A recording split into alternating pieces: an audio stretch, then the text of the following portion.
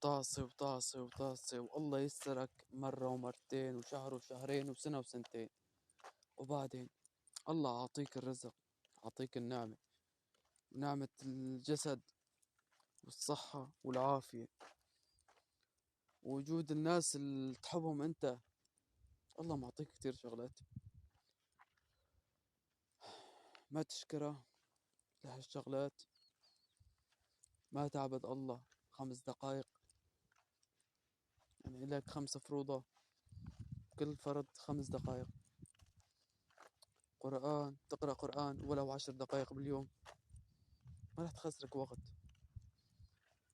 ولا شوف، بتخاف من مدير الأعمال لما تروح على وظيفتك، خاف تتأخر على جامعتك أو مدرستك، بس ما تخاف من الله.